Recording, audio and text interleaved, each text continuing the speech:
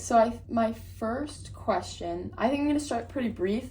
Just how do you think that self-expectation and expectation from other people in their lives, like coaches and family, kind of affects mental health, student-athlete mental health?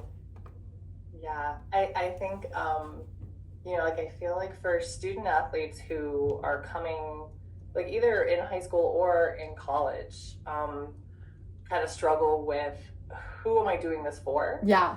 And sometimes it starts with, I like this sport and I'm passionate about it and I'm good at it. And these are my personal goals and expectations for my performance and what I want to do, what I want to be as an athlete. And then I think those are also intermixed potentially with like parental expectations of, how they want you to perform, how they feel about you being a starter or not, how they feel about you potentially being recruited or going to college. Is that an expectation that you're going to get a scholarship or that you're going to play a particular sport or go to a particular college?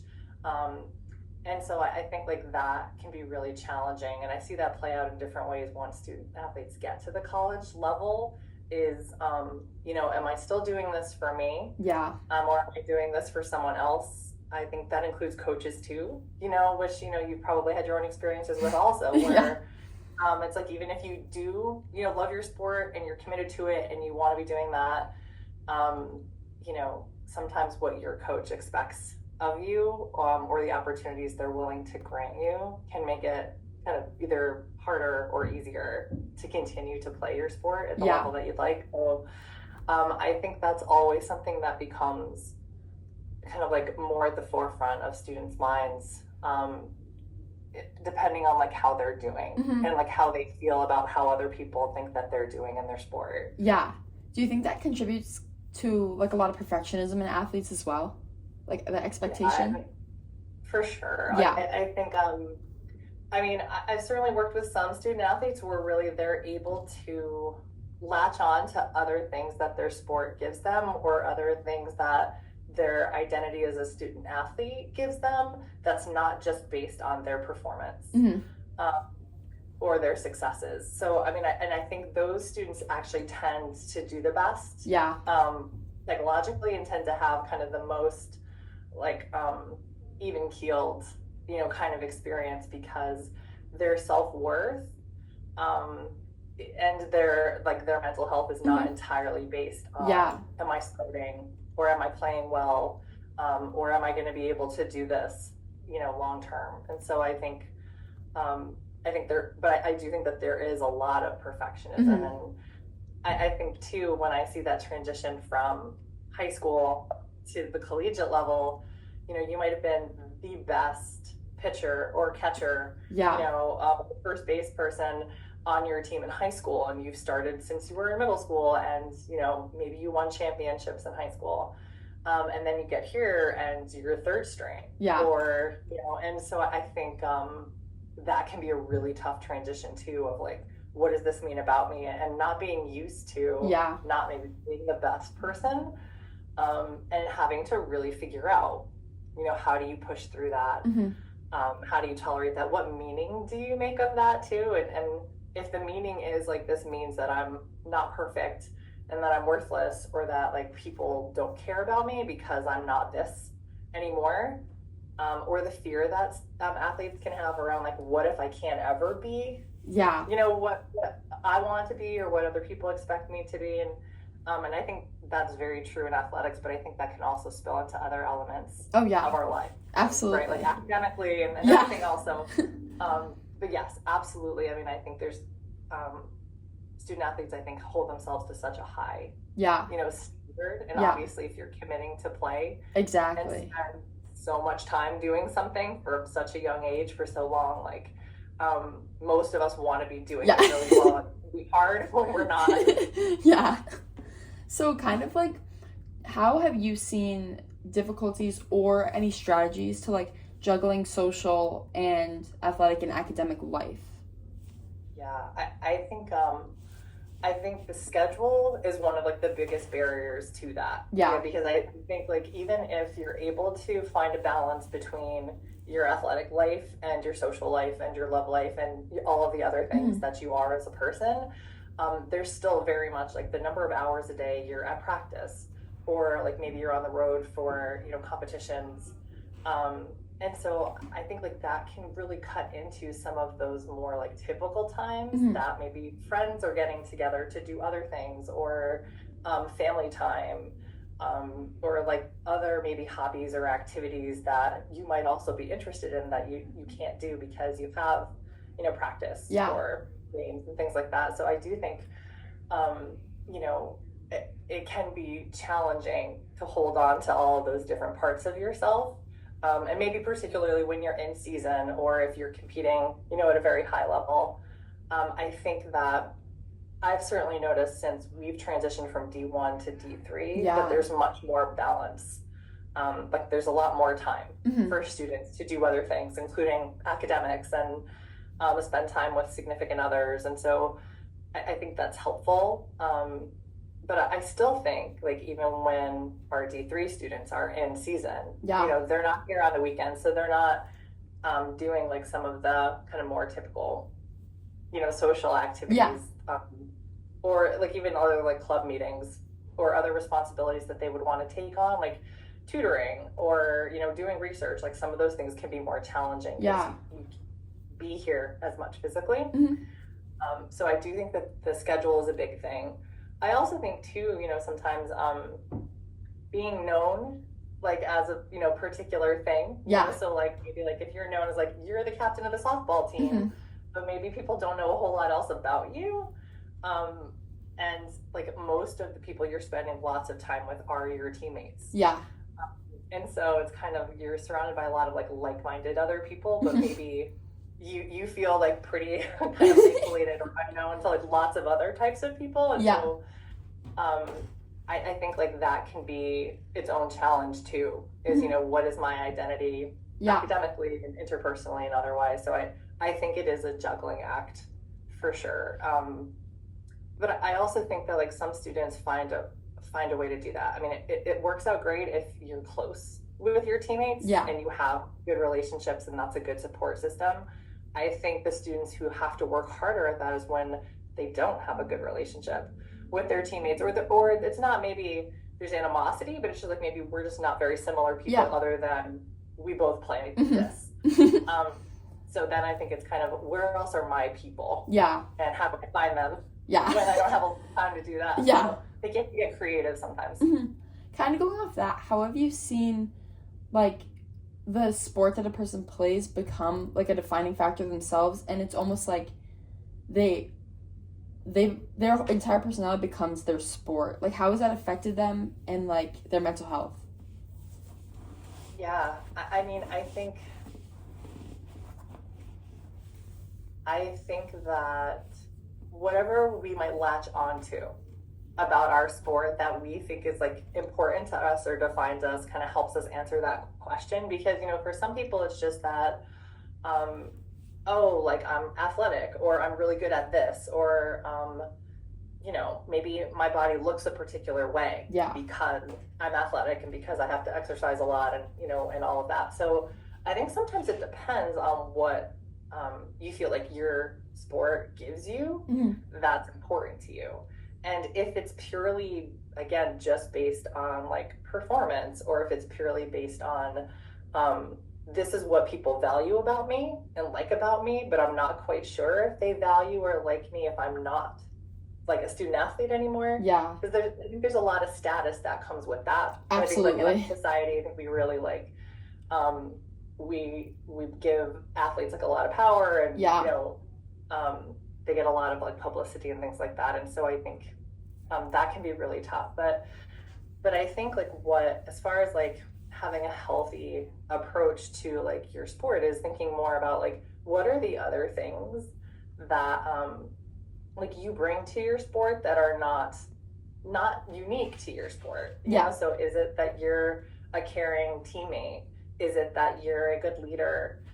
Is it that like you're just like a reliable person? Like you're the person that's always there at practice. You're the one who like helps take care of the team. You're the one that organizes things. Like I think there are universal qualities that a lot of us that we're student athletes have, that we have to remember like apply to lots of other places off of the field or off of the court too. Yeah.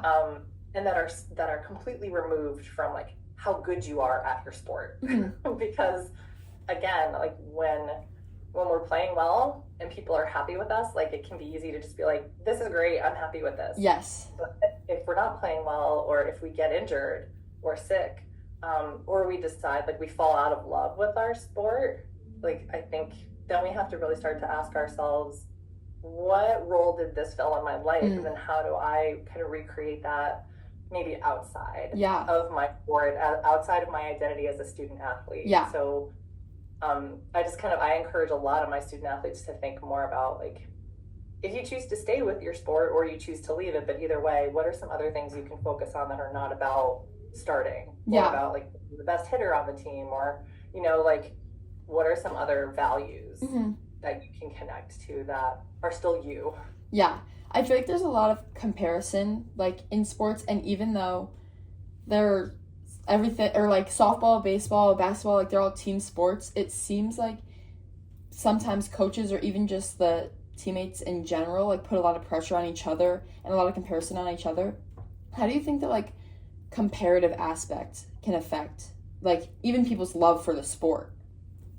Yeah, I mean, I think that's a really loaded question too, because I think on some level, having people maybe to look up to that inspire you, that are role models, that like, especially when you come in as maybe like a lower class man on the team and you're like, wow, like I really want to be like, the senior pitcher, or I want to be like the senior catcher, like they're amazing, they're unflappable, those kinds of things. Like I think that can be really helpful to have like someone that inspires us and also teaches us how to get better. Yeah, absolutely.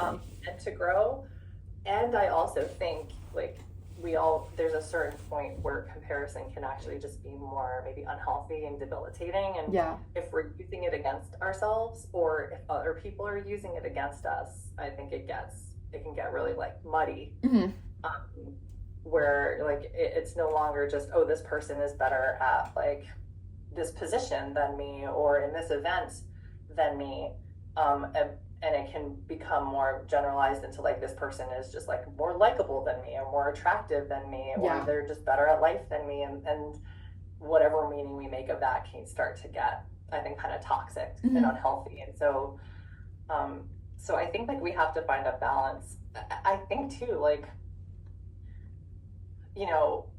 what are your personal goals? And if your goal, like if the only thing that matters to you is being really, really good at this, it's like, okay, maybe you can do that, but there's a cost for every decision that we make. And I think unless you're actually going to be a professional athlete, I don't know that there's as much payoff. And like, really striving to only be good at this and for that to be your entire identity, because I think it's fleeting. Our body, like things happen, our bodies change, our interests change. And so, I caution people from thinking like, how they hold their sport and their abilities against themselves, and what that like lifts them up, and gives them like a purpose, or if that's something that kind of oppresses them. And so I think it's something to keep in mind. Going off that, why do you think that people that kind of take such a mental task on their sport, or like it honestly gets to a point where it becomes debilitating, like they continue to stick with it? What do you think are reasons for that? Yeah, I think that's a good question. I mean, from a lot of the students that I've worked with, I think there's a lot of fear about what they're going to lose, if they step away, and whether it's something just as simple as like having like a structure in my schedule that's really helpful for me. Like I know what my days are going to look like. I know what fall looks like versus spring looks like. I know like my summer is kind of organized around which travel teams I'm on, or my training schedule, or things like that. So I think sometimes it's as basic as like, I just have no idea what like my day-to-day life looks like without my sport. All the way up to like, I don't know who I am. If you've been competing at a high level and so much of your time and effort has been developing just this one element of yourself, I think it's like there's other parts of yourself that have just been really unexplored. Yeah. And you're like, oh, I don't know what else I'm good at. I don't know what else I like. I don't know who else is going to be in my life if I don't have my teammates in my life, or I don't have my coaches in my life. So I think there's just a lot of focus sometimes on all of the things that I'm going to lose. Yeah. And I do think like that's very valid. Some of it is like body or fitness related. Is like, oh, well, like, am I going to gain a lot of weight now, or am I going to look really different, or maybe people aren't going to think I'm athletic anymore, or that I'm impressive anymore, and kind of challenging some of the truthfulness of that, or the reality of that, and just starting to fantasize a little bit more about like, well, how do the rest of us do it? Like, how do people that are no longer student athletes, how do they live? How do they incorporate movement and exercise into their lives? How do they incorporate team like work, or like being part of a team, or being inspired, or challenging yourself, or enduring like hardship? How do you find that in other places that maybe aren't as kind of formal as the sport that you were in? Yeah. And other activities or hobbies or things that can still fulfill that part of you, without being so like afraid of like, this is new and this is scary. Yeah. And, like I don't know, like, what if I'm not good at anything else, or what if people don't care about me as much? Yeah. And, like those of us that are not in that anymore can step back and be like, that's just absolutely not true. Like, you're gonna find people that love you and value you, and appreciate you for things that are completely non-athletic. Yeah. You just have to like give yourself some room and space to like experiment with that. I feel like even personally, like the feeling of success in a sport is like such a rush, and it feels so good, and it like boosts your self-worth, and then you have a bad game and it like is just drained from you, and like it makes like it honestly deteriorates your mental health like every single time. Even like a slump in softball or baseball, I know like when I've gone through that, it's just like my self-worth leaves with my success, and I haven't fully found a way or a strategy to like help that, and I was wondering if you had any.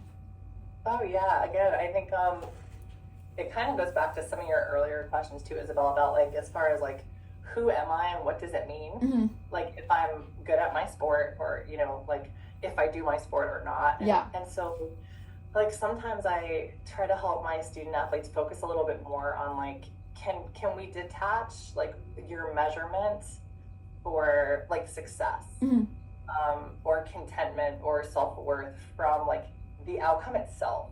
Because I think also, like, I mean, you play a team sport, it's even harder when you play a team sport. Like, so many other people that are responsible for the outcome of things, right? Exactly. And so like, you taking full responsibility for like, we're in a slump, or we lost this game, or like we had a bad, it's like, whether you had a good game or a bad game might only be a small part of like the puzzle, right? And I think it can be a little different if like you're in a very individual sport, where it's kind of like, it really is solely on you, whether or not you did well or not. But I think the point still remains is that like, can you maybe focus more on your effort, or some of the other things that are still improving or going well, even if you're not seeing it reflected in the score or reflected in your starting position or things like that. Like, are you noticing that you're feeling more confident, even though it's maybe not fully translating into your skills yet? Or are you noticing that you have better endurance? Are you noticing that you're less nervous in like times of like pressure or high competition? So I think like sometimes just trying to retrain our mind to like focus on what are some of the other things we can use to measure like success or progress, that are not just like, again, like the score or how many awards you get or whether you're starting, and some of them are not even performance based at all. It's just like, how do I feel like being part of the team? How do I feel like, how's my relationship with my coach? How am I as a leader? How am I as a supporter, as a cheerleader? So I think it takes a lot of practice, right? Because I think we're all very wired, both like biologically and socially, to be pretty individualistic. And so we're just trained from a young age to focus on like, you did this and therefore like you're worth this. Yeah. Or like you did good or you did bad. But I think to categorize things and to just kind of get stuck on one measure like that actually really does, it sucks and it hurts. And so sometimes it's also not through it, because we all know like those slumps tend to end.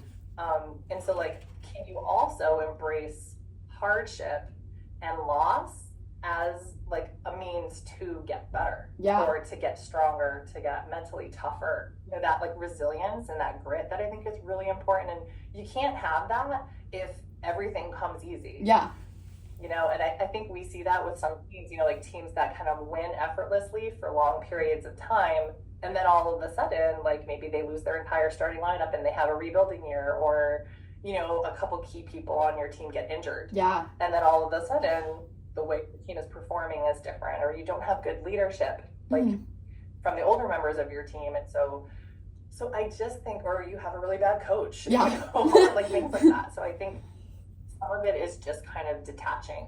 Both like worth and responsibility. And like, what are some of the other things I can focus on that still feel good and help me show up every day and still make this feel like it's worth it? I think one of my final questions is just, how have you kind of seen different aspects of like, playing the sport since you were super young, or family pressures, or like seeing your dad kind of be really successful in the sport, or like maybe you feel like it's a waste of money if you quit the sport? So basically what I'm trying to ask is, like, when you're trying to leave the sport, or you think about leaving the sport, like, how do you think those factors kind of like grasp them down? Yeah, I think that's also connected to some of the like questions you were asking about, like other people's expectations too, right? And this idea of like, it might be true that like your family has been like generations of rowers, or basketball players, or soccer players, or whatever, and it's like that kind of expected is you're gonna play this sport and you're gonna play it well, and maybe you're even gonna go to this university and you're gonna have a scholarship. And I do think like scholarships add a whole other level of expectation and pressure, and do keep students in their sport sometimes when they don't want to be. And sometimes it's like, this is the only way my family can afford for me to go to college, is for me to have my athletic scholarship or academic scholarship too, right? So I think that can be tough, because sometimes you feel like you're choosing between not just your sport or not, but like, can I be in college, or can I stay at the college I'm at? Can I still afford to be here? And so I think that's tough. But I think some of it also comes down to, how important do we think our relationship is with the other people in our life that maybe want us to continue? Like, how supportive are they going to be if we change our minds? And so I think that, like, obviously, and as a parent, like, I can appreciate this more too, being on this side of it. Like, yes, obviously, like, college is expensive if students decide to go. And there's a tremendous amount of expense and sacrifice, both in time and money and everything, that families put into supporting an athlete, from a young age. And at the same time, though, it's like, what do you owe other people in your life, when it comes to you being happy, and you being healthy mentally and physically? And I think there's a lot of fear that student athletes have, that like, if I tell my dad that I don't want to play anymore, if I tell my mom I don't want to play anymore, if I tell my grandparents, if my whoever it might be, if I'm going to be letting them down, I'm going to be disappointing my coach, I'm going to be letting down my teammates. There's a lot of stakeholders. But I think some of it too is just, is it really true that your family won't love and support you anymore, that your coach won't respect you, that your teammates are going to like, pretend that they never knew you? If you decide you need to step away from your sport, because I think really, at the end of the day, like, athletics are important in so many ways, and it's something that I'm really grateful for, was part of my life experience. And, like, I hope my kids will like kind of find their sport too at some point. But I do think at the end of the day, it's like anything else. Like, it is not life or death. Yeah. Um, and it's just like, it's something we choose to do. Yeah. And most of us can't make a living doing it. Mm-hmm. So it's time limited anyway. Yeah. But I do those conversations with students, with parents, particularly for the students that have gotten to the point where they're really anxious, they're really depressed, pretty severe, maybe they're feeling really suicidal, or they're harming themselves, or they're using, drugs or alcohol because they're feeling so crushed by the pressure from their sport that they're feeling about it.